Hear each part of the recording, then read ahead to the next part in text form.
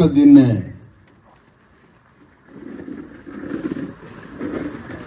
గ్రామంలో జరుగుతున్న అంబేద్కర్ విగ్రహావిష్కరణ సభకు సభాధ్యక్షులు శివ మహారాజ్ గారికి మరియు నాగశేషు యాదవ్ గారికి, ముఖ్యంగా ఈ కార్యక్రమానికి ముఖ్య వక్తగా విచ్చేసినటువంటి పాలమూరు విశ్వవిద్యాలయ రాజనీతి శాస్త్ర ప్రొఫెసర్ నాగం కుమారస్వామి గారికి, ఇంకా వేదిక మీద ఉన్నటువంటి BCSC/ST జేఏసీ నాయకులు, రాష్ట్ర కన్వీనర్లు రాఘవేంద్ర ముదిరాజు గారికి మరియు రాసాల వినోద్ యాదవ్ గారికి, ఆ తర్వాత ఇంకా వేదిక మీద ఉన్నటువంటి శశికళ మేడం ఎంపీటీసీ ఎక్స్ గారికి, ఈ కార్యక్రమంలో పాల్గొంటున్న తురుకదిన్నె గ్రామాన్ని తమ రక్తమాంసాలతో వందల సంవత్సరాలుగా ఈ ఊరిని కట్టి ఈ చుట్టుపక్కల భూముల్లో పంటలు పండించి జీవితాన్ని భూమికి అర్పితం చేసిన ఈ భూమి పుత్రులందరికీ జై భీమ్, జై భారత రాజ్యం.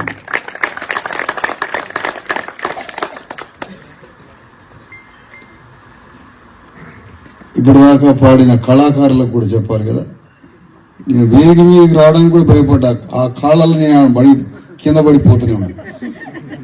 అంత అద్భుతంగా డాన్సు, నాట్యం, గానం, పాటలు పాడిన వారికి, ఈ కార్యక్రమంలో అక్కడ దాకా కూర్చున్న ఉద్యోగులు, మిత్రులు ఏం మాట్లాడతారని చూస్తున్న కాసుకొని కూర్చున్న వారికి,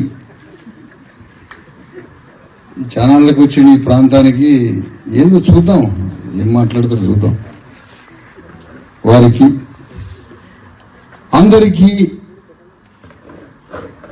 ఇక్కడ లేని వారికి కూడా, ఇక్కడ ఉన్నవారికి, ఇక్కడ లేని వారికి అందరికీ జై భీమ్, జై భారత రాజ్యాంగం. మరొకసారి నేను చాలా కొద్దిసేపు మాట్లాడతాను, ఎందుకంటే సమయం పొద్దున్నే మళ్ళీ ఆదిలాబాద్ మా భూమి రథయాత్ర మీ అందరికి తెలిసిన విషయమే, అటు ప్రయాణం కట్టాలి మరి అందరికీ. కాబట్టి ఏమిటి అసలు ఈరోజు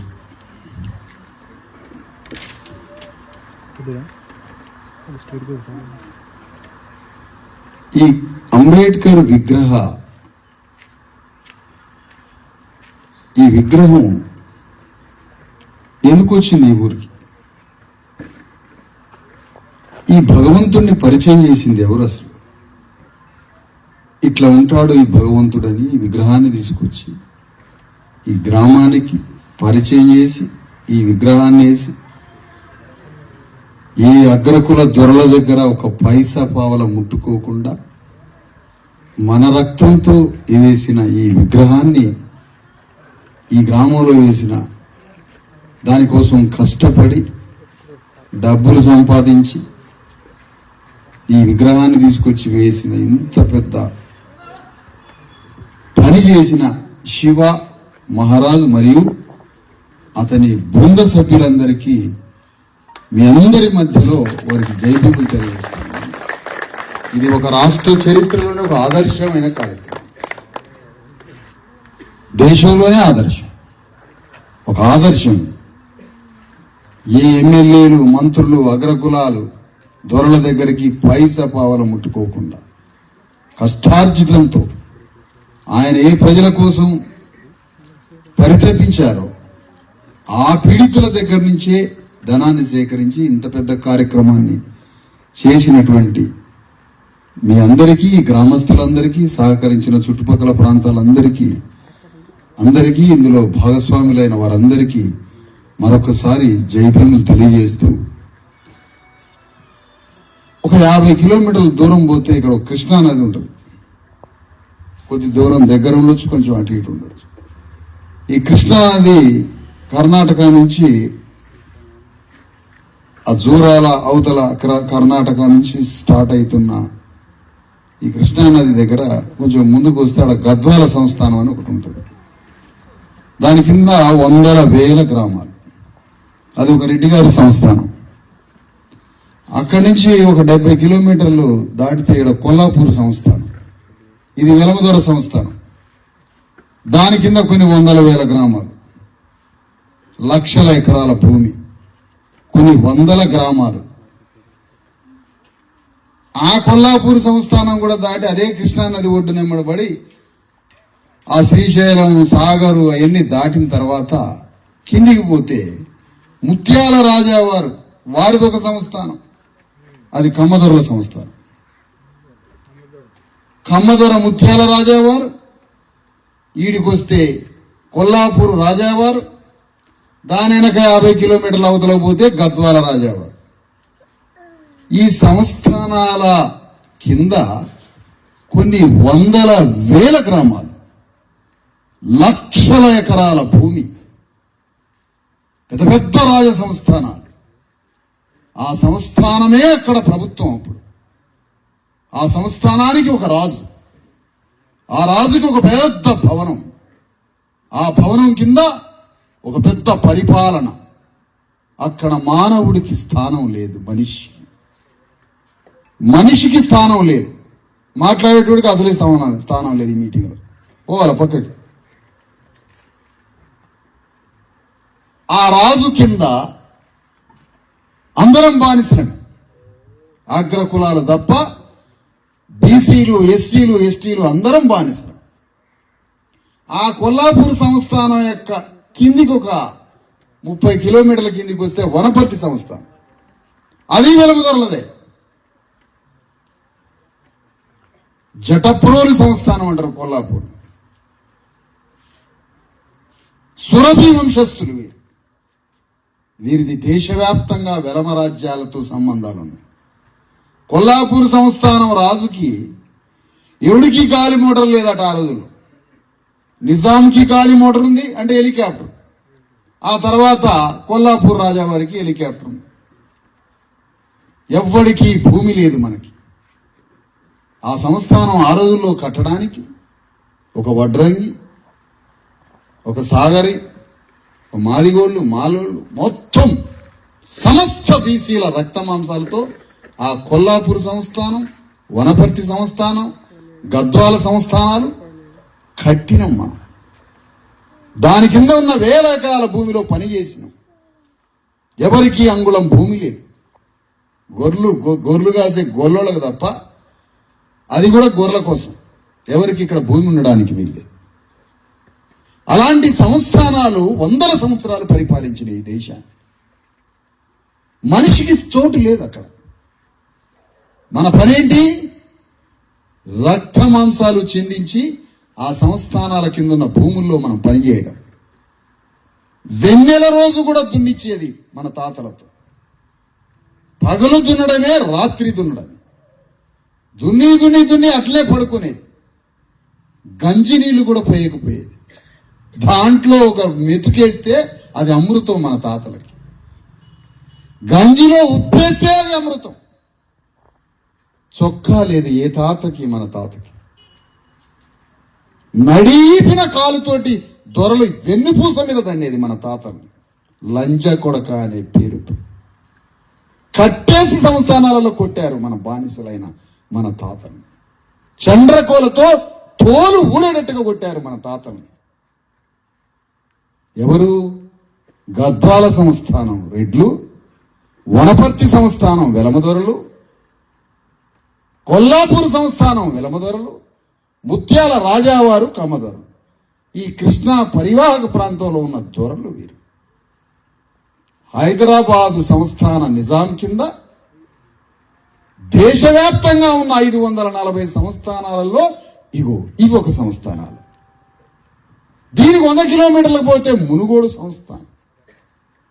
ఈ సంస్థానాల కింద మనమంతా, మన తాతలు బానిస చాకిరీ చేసి, మనం ఆ గడీలల్లో 7 సంవత్సరాల పిల్లగాడే ఆ గడీలలోకి పోయి గొడ్లని వాటిని వేపుకుంటూ వాటిలో పని చేసుకుంటూ ఎముకలు ఇరిగేటట్టుగా వాడికి పని చేసుకొని జీవితాన్నే దొరలకి అర్పితం చేసి మనకి పేరు లేదు, మనకి భూమి లేదు, మనకి పేరు కూడా లేదు. నట్టోడు, ఎర్రోడు, కర్రోడు ఇలాంటి పేర్లు, మొండోడు. ఆనాటి కాలంలో రిజిస్టర్లు చూస్తే మన పేర్లు అట్లా పిలిచేది. అలాంటి సంస్థానాలు, మనిషికి స్థానం లేని సంస్థానాలు. రాజే సర్వాధికారట, మానవుడికి స్థానం లేదట సంస్థానం. రాజు సర్వాధికారి, మానవుడికి స్థానం లేని ఇలాంటి సంస్థానాల కింద 75 ఏళ్ల క్రితం ఈ సంస్థానాల అడుగున భారత రాజ్యాంగం అనే అణుబాంబు పెట్టి పేల్స్తే ఈ సంస్థానాలు నేలమట్టమని ఆ సంస్థానాలు కూల్చిన వాడే డాక్టర్ అంబేద్కర్. కూల్చిండు సంస్థానాలు. కూల్చేమన్నాడు? రాజుకి స్థానం లేదు, మానవుడే సర్వాధికారి అని చెప్పాడు రాజు అంబేద్కర్. రాజుకి స్థానం లేదని మనిషి కేంద్రంగా రాజ్యాంగం రాసింది. మనిషి కేంద్రంగా రాజ్యాంగం రాసింది. మానవుడే సర్వాధికారి, ప్రభువులకి స్థానం లేదు. సంస్థానాలను కూల్చిండు. వాటి కింద ఉన్న లక్షల ఎకరాల మీద రాజుల నియంత్రణ నుంచి సంస్థానాలను కూల్చేసి అంబేద్కర్ చనిపోయింది. ప్రభుత్వం ఏర్పడింది. ఏమిటి ప్రభుత్వం? ఒక కలెక్టర్ వస్తాడు. ఏం చెప్తున్నాడు రాజ్యాంగం ద్వారా? ఎక్కడెక్కడ మానవులు ఉన్నారు, గుట్టల మీదనా, చెట్లలనా, నల్లమల్ల అడుగులనా, ఆ సంస్థానాల కింద నలిగిపోయిన తురకదిన్నె గుట్టల్లో, ఈ చెట్లల్లో, ఈ అటవీ ప్రాంతంలో తురకదిన్నె ఊరులోకి వచ్చి కలెక్టరు ఈ తురకదిన్నెలో మాదిగోళ్ళు ఎక్కడున్నారు ఆ తలలు లెక్క పెట్టండి, మాలోళ్ళు ఎక్కడున్నారు తలకాయలు లెక్క పెట్టండి, గొల్లోళ్ళు ఎక్కడున్నారో లెక్క పెట్టండి, పద్మశాలిని పట్టణాశయాన ఆయన ఎక్కడ లెక్క పెట్టండి, వడ్డాయన, వడ్డెలాయన, సాగరాయన, గొల్లాయన, గౌండ్లాయన, ఇట్లా ప్రతి కులం ఎక్కడెక్కడ బతుకుతున్నారు, ఎట్లా బతుకుతున్నారు, వారికి సొక్కా ఉందా, ఇల్లుందా, తిండి ఉందా, బర్రెలున్నాయా, గొర్రెలున్నాయా, ఎలాంటి జీవితం జీవిస్తున్నాడో కలెక్టర్ని పంపించిండు అంబేద్కర్. రాజ్యాంగంలో కలెక్టర్ రాసుకున్నాడు. ఎంఆర్ఓకి ఇచ్చిండు కాగితం. ఎంఆర్ఓ దగ్గరికి కాగితం వచ్చింది. ఇక మానవుడి కోసమే ఈ ప్రభుత్వం అన్నాడు అంబేద్కర్. లెక్క రాసింది. కలెక్టర్ పని అదే. ఆ కలెక్టరు, ఎంఆర్ఓ, గ్రామ కార్యదర్శి అందరూ కలిసి మనుషులను లెక్క పెట్టి ఇగో ఈ మానవుల కోసం ప్రభుత్వం ఏర్పడింది అన్నాడు అంబేద్కర్. మనిషి కోసం రాజ్యం వచ్చింది, గవర్నమెంట్. అదే రిపబ్లిక్, భారత గణతంత్ర ప్రజాస్వామ్య దేశాన్ని స్థాపించాడు అంబేద్కర్. సంస్థానాలను కూలగొట్టాడు. అంబేద్కర్ చనిపోయాడు. బాగానే ఉంది. ఈ సంస్థానాలని పరిపాలించినోడు ఇక అంబేద్కర్ చనిపోయాడుగా. ఇప్పుడు లేడు అంబేద్కర్. ఆయన ఉద్యమాన్ని నడపడానికి మనిషి లేడు. ఇప్పుడు ఈ సంస్థానం వాడు కాంగ్రెస్లో చేరిండు. మళ్ళీ బతికినవాడు ఇంకేడ చచ్చిండు. ఈడే కాంగ్రెస్లో చేరి దొర సంస్థానానికి పునాదులు కట్టుకున్నాడు. మళ్ళీ ఇదే దొర కమ్యూనిస్ట్ పార్టీలో చేరిండు, కాంగ్రెస్ పార్టీలో చేరిండు. ఇదే దొర టిఆర్ఎస్ పార్టీలో చేరిండు. ఇదే దొర ఇంకే పార్టీలో చేరిండు? బీజేపీలో చేరిండు. ఏంది మా సంస్థానాలు కూలగొడితే మేము పార్టీలలో చేరుతాం, మమ్మల్ని అడ్డుకునేది ఎవడు అంటాడు. దొర ఛాలెంజ్ చేస్తాండి. బీజేపీ నాదే, కాంగ్రెస్ నాదే, కమ్యూనిస్ట్ పార్టీ నాదే, ఎన్టీ రామారావు తెలుగుదేశం పార్టీ వచ్చిన నాదే, కాంగ్రెస్ నాదే, కమ్యూనిస్ట్ నాదే, తెలుగుదేశం నాదే, జనతా పార్టీ రాజుల కోసం పుట్టిన క్షత్రియుల గుండెల నుంచి పుట్టినటువంటి జనతా పార్టీ నాదే, ఏ పార్టీ వచ్చినా నాదే అని అంబేద్కర్ సంస్థానాలను నిలమట్టం చేస్తే ఆ సంస్థానాల అధిపతులు మళ్ళా పార్టీలలో చేరి మళ్ళా గ్రామాలను పట్టుకున్నారు. ఇక చెప్పండి, అంబేద్కర్ని ఎట్ట బతికేయాలో చెప్పండి. నువ్వు లేకపోతే మేమేమైపోదు అన్నావు, బాగానే ఉంది. నువ్వు ఆడినవు, ఏడ్చినావు, బాధపడ్డావు. నీ యుద్ధం ఏంది ఇప్పుడు చెప్పు లెక్క. అంబేద్కర్ లేడు, ఉద్యమాన్ని కొనసాగించేటోడు లేడు, మళ్ళీ దొరొచ్చి ఆ సంస్థానం ద్వారా దులుపుకొని అయ్యి సొక్కాలకు దులుపుకొని వచ్చి మళ్ళీ పార్టీలో చేరిండు. మళ్ళా పార్టీ అయింది. ఎక్కడ దాకపోయింది? మళ్ళా వెలమదొర మహబూబ్ నగర్ పార్లమెంటు ఎంపీగా వచ్చి పోటీ చేసిండు చంద్రశేఖరరావు అనే వెలమదొర.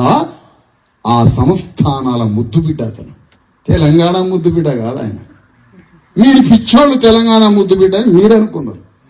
కొల్హాపూర్, వనపర్తి, వెలమ సంస్థాన రాజుల ముద్దుబిడ్డ కేసీఆర్ వచ్చి ఇక్కడ పోటీ చేసి ఏం చెప్పిండు నీకు? తెలంగాణ వాదం అన్నాడు. ఆయన జోకులైతే నువ్వు నవ్వినవు, ఓటేసినవు.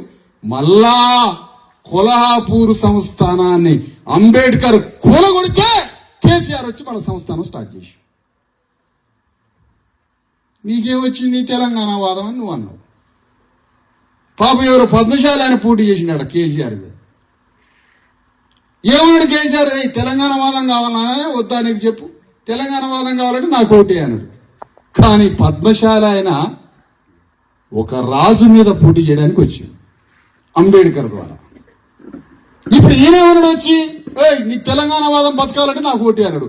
అమ్మో ఈయనకు ఓటేయకపోతే తెలంగాణ వాదం చచ్చిపోతురు నాయన, తెలంగాణ రాకపోతే మన బతుకులు ఎట్లా అని మళ్ళా కొల్లాపూర్ సంస్థానం ముద్దుబిడ్డ కేసీఆర్కి ఓటేసింది. గోవింద ఈ పద్మశాలుడు పోయిండు, రాజ్యం పోయింది, అన్ని పోయింది. మళ్ళా దూరం తెచ్చుకో. ఒక్కొక్క వాదంతో మళ్ళీ రాజులు అవతారం ఎత్తుతున్నారు. ఢిల్లీ పాలకులేంటి మన మీద అని తెలుగుదేశం పార్టీ దాంట్లో దొరలు చేరినరా ఈ వెలమ దొరలు. ఆంధ్ర వాడి పెత్తనం ఏంటి అని తెలంగాణ వాదం మొదలు పెడితే మళ్ళీ ఆంధ్ర దొరలు చేరినరా, దొరలే దుకాణం పెట్టినరా. ఈ కాంగ్రెస్ పెత్తనం మన మీద ఏంటి, జనతా పార్టీలో మళ్ళా దొరలు చేరినరా. ఈ పెట్టుబడిదారుల ప్రభుత్వం ఏంటి, మునుగోడులో ఒక వెలమాయన 4 సార్లు ఎమ్మెల్యే అండి వెలమ దొర మునుగోడులో సిపిఐ పార్టీ నుంచి. మళ్ళా అక్కడ దొర ఏంటిది? సంస్థానాలని అంబేద్కర్ నిలమట్టం చేసి గణతంత్ర ప్రజాస్వామ్యాన్ని స్థాపించి మానవుడే కేంద్రంగా ప్రభుత్వాన్ని స్థాపించి ఇండియన్ గవర్నమెంట్ ఇది రిపబ్లిక్ స్టేట్ అని చెప్పి ప్రభుత్వ యంత్రాంగాన్ని తయారు చేసి గవర్నమెంట్ సిస్టమ్ వ్యవస్థని తయారు చేశాడు అంబేద్కర్. వ్యవస్థని. అంబేద్కర్ అంటే వ్యవస్థ, సిస్టమ్. ఆ సిస్టాన్ని మళ్ళీ కూలగొట్టడానికి దొరలు స్టార్ట్ అయ్యారు. మరి మనం ఏం చేస్తున్నాం చూసారా? అంబేద్కర్ మా సంస్థానాలనే కూలగొడతాడా, మళ్ళా మేము పార్టీలలో చేరతాం, మళ్ళా మా సంస్థానాలని, మా భూముల్ని, మా రాజ్యాన్ని, మా పెత్తనాన్ని మళ్ళా అదే సొక్కా లేకుండా మాదిగోళ్ళని నిలబెడతాం. అదే బీసీలని సొక్కాలు లేకుండా నిలబెడతాం, మళ్ళా అణిచివేసి వాళ్ళ రక్తం తాగుతామని మళ్ళా దొరలు వచ్చి అన్ని పార్టీలలో చేరి. మరి అప్పుడు మనం ఏం చేయాలి? నువ్వు మళ్ళా అదే పార్టీలకు పోయి అంబేద్కర్ నేలమట్టం చేసిన ఆ దొరలకి నువ్వే ఓటేసి మళ్ళా గెలిపించినావు. ఎవరిని నువ్వు గెలిపించింది? మన తాతకి సొక్కా లేకుండా కట్టేసి లంజ కొడక లమిడి కొడక అని శరణకోల పెట్టి కొట్టి చంపిన దొరలకి నువ్వు ఓటేసి గెలిపించినావు. అంబేద్కర్ ఏం చేసిండు? మన జాతుల రక్తం దాగిన దొరల రాజ్యాన్ని అంబేద్కర్ నేలమట్టం చేస్తే దొరకి నువ్వు ఓటేసి నువ్వు బతికించినావు. దొర అంటే ఒక వెలమైన కాదు సారు, రెడ్లే ప్రధానంగా దొరలు తెలంగాణ. మళ్ళీ దొర అంటే వెలమైన అనుకోలేదు, రెడ్లు తప్పించుకుంటారు మళ్ళీ దాని నుంచి. ఈ ఇద్దరు మనమేమో దొరని బతికించినాం, అంబేద్కర్ ఏమో నేలమట్టం చేసి. ఎవరు ఎటు దారి? తెలంగాణ ముఖాన్ని కోల్పోయింది, తెలంగాణ తన ధ్రువాన్ని కోల్పోయింది, తెలంగాణ తన అసలైన పోరాట స్వభావాన్ని చంపుకున్నది. మళ్ళీ ఇక్కడే పోరాటం. తెలంగాణ ఉద్యమాల కిల్లా. ఏం కిల్లా? నీ బొంద కిల్లా. నీ స్వభావం ఎటుపోయింది, నీ ధ్రువం ఎటుపోయింది, బీసీ ఎస్సీ ఎస్టీ ఒక వాదం ఎటుపోయింది. ఆ విధంగా అంబేద్కర్ 540 సంస్థానాలని ప్రభువు రాజు సర్వాధికారి అన్న మాటకి చెల్లుబాటు ఇచ్చి ఇక మానవుడే కేంద్రంగా ఇండియన్ గవర్నమెంట్ రిపబ్లిక్ రాజ్యాన్ని నిర్మించాడు. నియమిస్తే అంబేద్కర్ పోయిన తర్వాత ఆయన ఉద్యమానికి కొనసాగింపు లేక, మళ్ళీ ఈ దొంగలు రాజ్యంలోకి వస్తారని గ్రహించలేక, ఆ రాజ్యంలోకి మళ్ళీ వివిధ పార్టీలోకి మళ్ళా ఈ దొరలైపోయి మళ్ళా వాళ్ళ సంస్థానాల్ని పెద్దయ్యా చేసుకున్నారు. ఇప్పుడు మళ్ళీ మన పోరాటం మొదలు కావాలి. అలాంటి పోరాటం మొదలు పెట్టడానికే అంబేద్కర్ ఘనమైన నివాళి అంబేద్కర్కి ఇవ్వడానికి. అంబేద్కర్ గురువులైన సాహు మహారాజ్, జ్యోతిరావు ఫూలే. ఎవరి సాహు మహారాజ్? ఇక్కడ కొల్లాపూర్ సంస్థానం. అంబేద్కర్ని చదివించిన ఆయన కొల్హాపూర్ సంస్థానం. ఆయన సంస్థానం అంబేద్కర్ నేలమట్టం చేసిన సంస్థానం కాదు.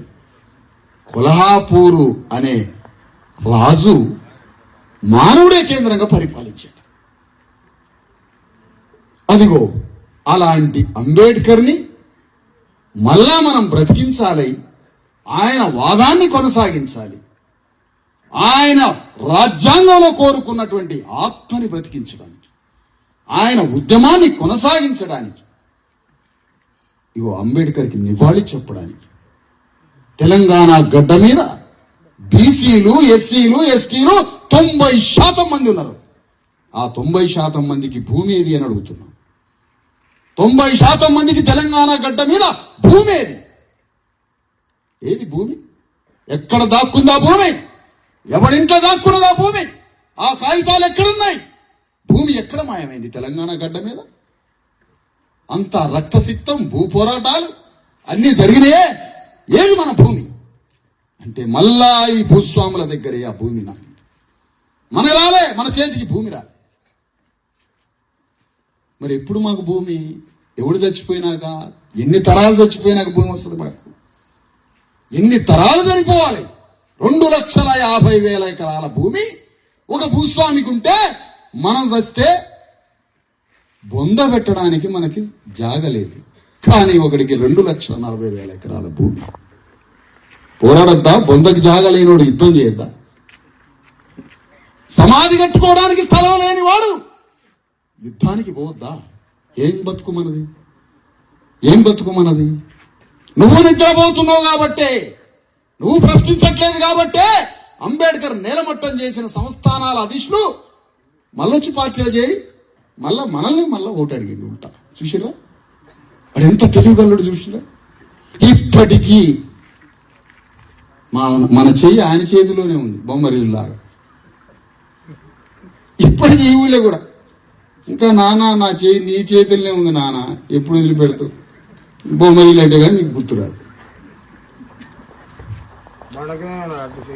అది మరి ఈ చేతుల్ని వదిలిపెట్టేది ఎప్పుడు? ఈ చెయ్యి గుర్తుకి ఓటు చంపేది ఎప్పుడు? ఆ చెయ్యిని ఎరగొట్టేది ఎప్పుడు? ఈయన లెక్క పెట్టినాడు, రేవంత్ రెడ్డి మొత్తం లెక్క పెట్టినాడు. ఎవడికి తెలియనట్టు లెక్కలు. ఎవరు ఎంత కులం ఉన్నారు మమ్మల్ని అడగరాదు, చెప్తాం ఊగినే. నీ లెక్కలకి 300 కోట్లు ఖర్చు పెట్టి 30 రూపాయలు ఇచ్చి చెప్పేటోడు నేను లెక్కలు మొత్తం. ఈయన ఒక లెక్కలు 300 కోట్లు అట. అరే ఎంతమంది ఉన్నారా తెలంగాణలో? 90 మంది, 100కి 90%. 3 కోట్ల మంది పైగా బీసీ ఎస్సీ ఎస్టీలు ఉన్నారు. రెడ్లు 4% ఉన్నారని తేలిపాయి. వెలమలు 1% కూడా లేరని తేలిపాయి. మరి ఆ తేలిపోయినటువంటి మొత్తం రెడ్డి వెలమలు కలిపితే 5% అంట. రెడ్డి వెలమలు కలిపితే 5%, బీసీ ఎస్సీ ఎస్టీలు మొత్తం కలిపితే 90%. భూమిని మంచు. మరి ఇప్పుడు లెక్క పెట్టినావుగా, లెక్క పెట్టగా సంబరమమ్మ. పంచు భూమి, అధికారం పంచు. తెలంగాణ గడ్డ మీద మా బిడ్డలకి అమెరికా లాంటి స్కూల్ కట్టి తురకదిన్నెల సిగ్గు శరం ఉంటే రాజ్యానికి. అరే మీకు సిగ్గు శరం ఉంటే కట్టిరా తురకదిన్నెల. ఈ గ్రామంలో ఒక అమెరికా లాంటి స్కూల్ని కట్టి, అమెరికాలో ఉన్న హాస్పిటల్ కట్టి మమ్మల్ని బతికించు. ఈ పాలకులకు సిగ్గు శరం ఉంటే ఏం పరిపాలన? దోసుక తినడం పరిపాలన? దోసుకు తినడమా? ఒక శరీరంలో ఉన్న రక్త మాంసాలను దోసుకు తినడమా? ఇది ఒక బతికేనా? ప్రపంచంలో దేశాలు యూరోప్లో అన్ని చోట్ల ప్రభువులు రాజ్యాలు కూలిపోయిన 200 ఏళ్ల క్రితమే. మొత్తం సివిలైజేషన్ వచ్చేది, మార్పు వచ్చింది, మానవుల్లో మార్పు వచ్చి సమాజం మారుతుంటే ఇక్కడ ఇంకా దోపిడియా? దవాఖానా లేదు, స్కూలు లేదు, బిడ్డలకి చేతి నిండా పని లేదు, వ్యవసాయం చేసుకోవడానికి భూమి లేదు. పిచ్చోళ్ళలాగా పిచ్చి బట్టలు వేసుకొని పిచ్చి ముఖాలు వేసుకొని ప్రతి గ్రామంలో బీసీఎస్సీ ఎస్టీలో పిచ్చోళ్ళలాగా ఉన్నారు. ఒక్కళ్ళ ముఖం తెలివిగా లేదు, ఒకరికి బట్ట సరిగా లేదు, పోరగాళ్ళకి స్కూల్ లేదు. ఏం గ్రామాలు, ఏం ఊర్లు? ఇది మాట్లాడద్దా? ఆంధ్రోడు శత్రు, ఆ కృష్ణానది దాటంగా వాడు ఆంధ్రోడు శత్రు అని వానికి ఎదిగిస్తారు, ఆంధ్రోడు శత్రు అని ఎదిగిస్తారు. మరి ఆంధ్రోడు శత్రువే, మరి ఈ ఊళ్ళో దొర సంగతి ఏంది? ఈయన మిత్రుడా? ఆడ శత్రువు, ఈయన మిత్రుడా? ఆయన శత్రువు, బ్రిటిష్ వాడు శత్రువు, ఓకే. నిజాం శత్రువు, ఓకే. ఆంధ్రోడు శత్రువు అన్ని నువ్వే చెప్పినావు. మరి దొర సంగతి ఏంటి? ఈయనెవరు మరి? ఈయన నీ నెత్తిన పాలు పోసిటోడా, నీకు ప్రాణం ఇచ్చిటోడా, నీకు ఏం చేసిండని? మరి అసలు శత్రువు రెడ్డి వెలమ దొరలే ఫస్ట్ విలన్స్ మనకి. మన హీరో అంబేద్కర్.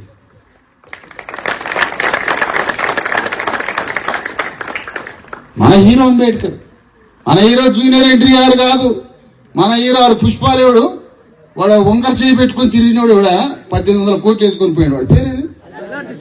వాడి పేరేంది? అల్లు అర్జున. వాడిని పాకిస్తాన్ తోటి యుద్ధం చేయమనంటారా? వాడిని బొక్కలు వీడి ఇరగొట్టించుకుంటాడో వాడు ఇరగొడుతాడో మనకు తెలియదు. కానీ వీడు ఒక్కొక్కడు 200 మందిని కొడతాడు సినిమాలల్లా, 500 మందిని కొడతాడట ఒకడు. రామ్ చరణ్ అంటే 2000 మందిని కొడతాడట ఇదో సినిమాల ఒక్కొక్కడు. మళ్ళీ వీళ్ళు ప్రెస్ మీట్లు పెట్టి సినిమా షూటింగ్ బాగా వచ్చింది, చాలా సీరియస్ గా చేశాము షూటింగ్, అంత నేలే, డూప్స్ లేరు, బాగా కష్టపడ్డాం అంటారు. నువ్వు నిజంగానే కష్టపడితే సినిమాలో డూప్స్ లేకుండా కష్టపడ్డావు, నిజంగానే ఫైట్స్ చేశాము అన్నావు ప్రెస్ మీట్ లో. ఫైట్స్ నిజంగా చేసిండటేనా, డూపులు లేరట, కష్టపడ్డామాట. మరి పాకిస్తాన్ తో యుద్ధం చేయి. వాడు జూనియర్ ఎన్టీఆర్ ని పాకిస్తాన్ మీద యుద్ధం పంపుదాం. ఈ రేవంత్ రెడ్డి చెప్పి ఆయన ఉండేది బంజారా హిల్స్నే, ఈ పోరగాళ్ళు ఉండేది బంజారా హిల్స్నే కదా. ఒక్కోడికి 30 సంవత్సరాలు లేవు, 3000 కోట్లు సంపాదించాడు ఈ పిచ్చోళ్ళని అడ్డం పెట్టుకుని. పుష్ప సినిమాకి 1800 కోట్లు. ఎవరి పైసలు ఎవరి? 150-200 రూపాయలు ఏడమాసం వచ్చేది కదా, వాని పొందర కొట్టిరు పైసలు తీసుకుపోయి. ఏడను కోసుకొని తినేటోళ్ళం కదా. నువ్వు నిజంగా కష్టపడ్డావు సినిమాల, మరి పాకిస్తాన్తో యుద్ధానికి పోవైతే ఆడ దాక్కున్నారు హీరోలంతా. అరే పాపం ఇండియన్ మిలిటరీకి కదా విశ్రాంతి ఇచ్చి ఈ సినిమా హీరోలు పోవచ్చు కదా పాకిస్తాన్ మీదకి. ఒకడు ఆకాశంలో దూకుతున్నాడు థమ్స్అప్ బాటిల్ పట్టుకొని పైనుంచి. వాడు విజయ్ దేవరకొండ, ఎవడు ఆయన వెలమ సంస్థానమే.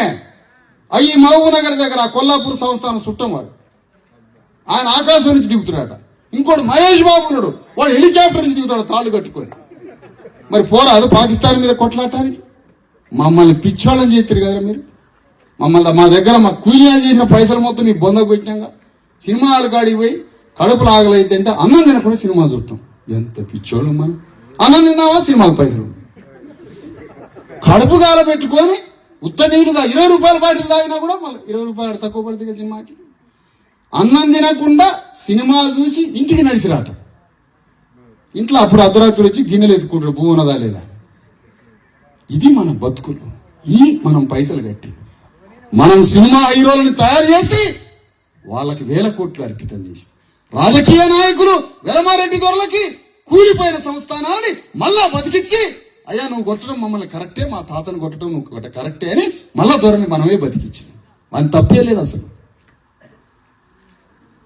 ఇక ట్యాక్సులు కడుతున్నాం మనమే 1000 కోట్లు, సినిమాలు చూస్తున్నది మనమే, ఓట్లేస్తున్నది మనమే, వారి భూమిలో పనిచేసే రక్త మాంసాలు చిందిస్తుంది మనమే. దవాఖాన లేక, చదువు లేక, పని లేక, భూమి లేక సచ్చి సమాధులలో పోయేది మనం.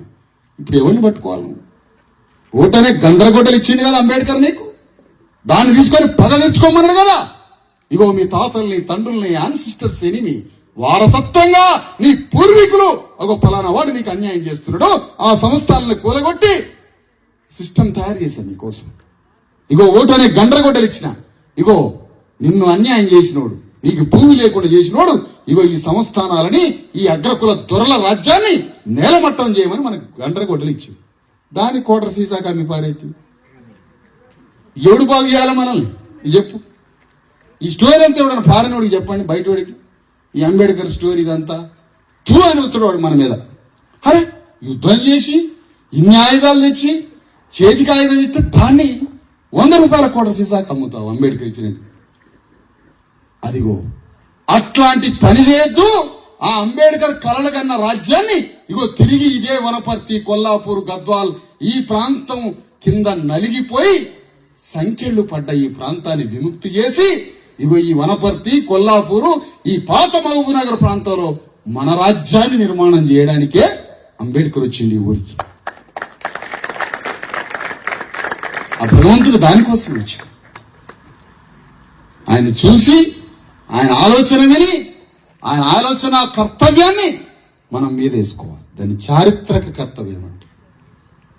చరిత్రలో నీ కర్తవ్యం ఆ సమయానికి మిస్ అయిందంటే నీ వెనక తరతరాలు చనిపోతారని అర్థం. దాన్ని చారిత్రక కర్తవ్యం.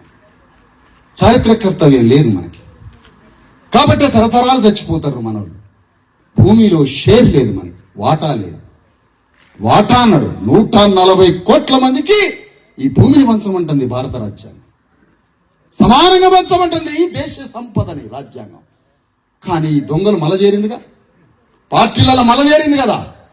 అందుకనే డాక్టర్ అంబేద్కర్ భారత రాజ్యాంగం చెప్పిన కులగణన సిద్ధాంతం పాపం రాహుల్ గాంధీ 50 ఏళ్ళు ఉంటారట. వాళ్ళ నానమ్మ, వాళ్ళ తాతయ్య, ఎవరు వాళ్ళ గోలంత వాళ్ళ నాన్న రాహుల్ గాంధీ, రాజీవ్ గాంధీ తల్లి, రాజీవ్ గాంధీ తాత 50 ఏళ్ళు కులగణన చేయలేదు సార్. ఎవరిని లెక్క పెట్టలే. పోయింది, కాట్లా కలిసిపోయింది కాంగ్రెస్. మళ్ళీ ఇప్పుడు రాహుల్ గాంధీ బయలుదేరి నేను లెక్క పెడతా అన్నాడు. నేను లెక్క పెడతా అంటే బీజేపీ పొడుచుకొని వచ్చి నేను లెక్క పెడతాను. అరే మీరు ఎందుకురా లెక్క పెట్టేది? భూమిని పంచడానికే మిమ్మల్ని లెక్క పెడుతున్నా అని ప్రకటించిందా బీజేపీ? రాహుల్ గాంధీ భూమిని పంచడానికే నేను మిమ్మల్ని లెక్క పెడతా అన్నడా? అనట్లే. దేనికి లెక్క పెడతావు? మాకు లెక్క తెలియదా? మాకు తెలియదా అంటున్నా. నువ్వే చెప్పాలన్నా? ఏ ఊరికి ఆ ఊరు లెక్కలు 5 నిమిషాలు తెప్పిస్తావు. ఏ ఊరికి ఆ ఊరు నువ్వు చెప్పేది లెక్కలు.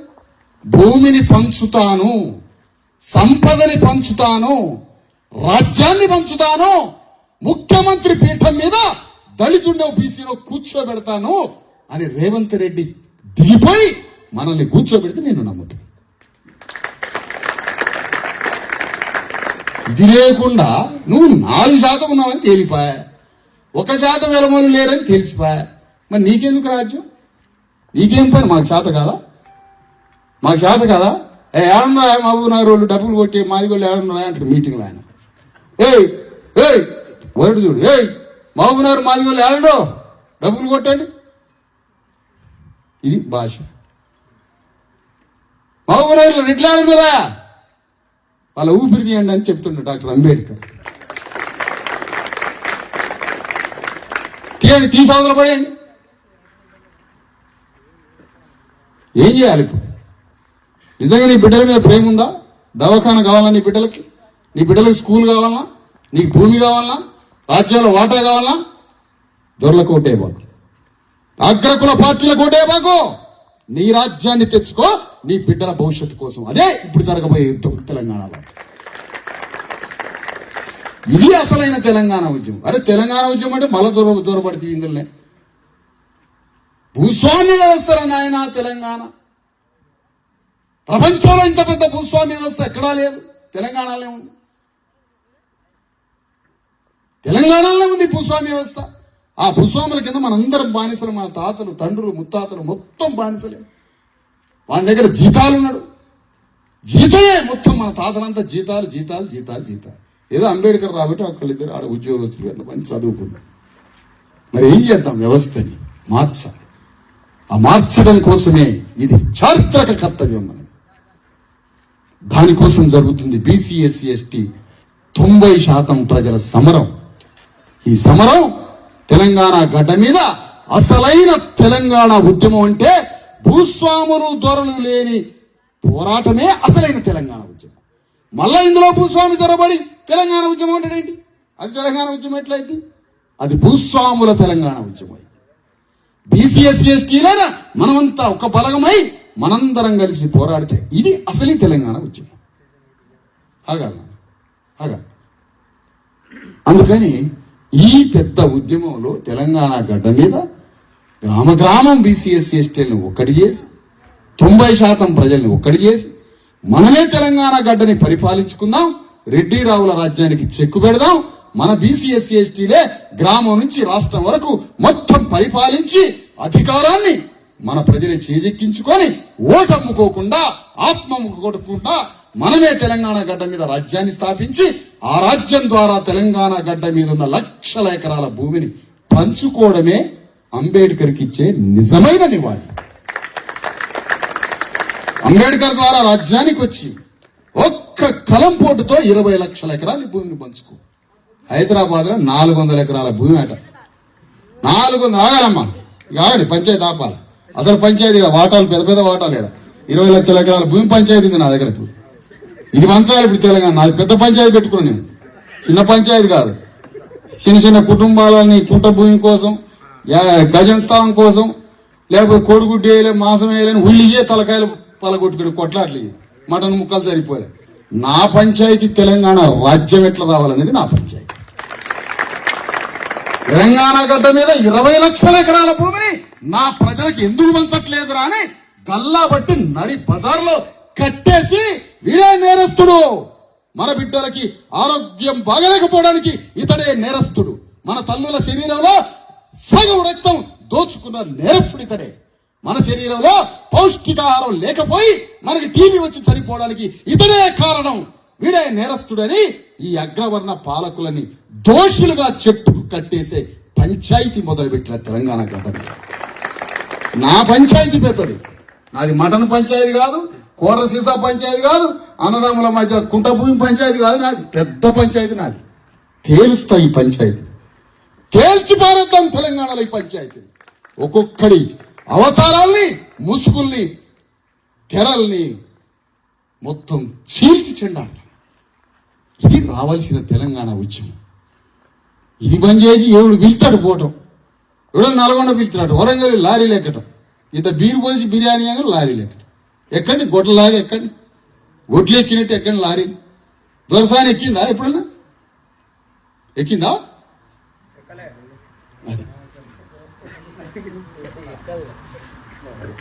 అందుకనే ఇగో ఈ తెలంగాణ మీద ఈ ఉద్యమం చేయడానికి అందరం ఉద్యమంలో భాగస్వాములమై తెలంగాణ రాష్ట్రంలో మన బిడ్డల కోసం రాజ్యాన్ని స్థాపించి ఆయనకి ఘన నివాళి చెబుదాం. అది అంబేద్కర్ విగ్రహాన్ని వేయడంలో, అంబేద్కర్ విగ్రహాన్ని నిర్మించడంలో ఆ భగవానుడిని ఈ గ్రామానికి చూపించడం అంటే అది ఆయన చూపిస్తున్నాడు. అదిగో 540 సంస్థానాలను నిలమట్టం చేశాను. ఆ సంస్థానాల వారు మళ్ళీ తిరిగి ఈ రాజ్యాన్ని నిర్మించే పనిలో మళ్ళీ చొరబడ్డారు.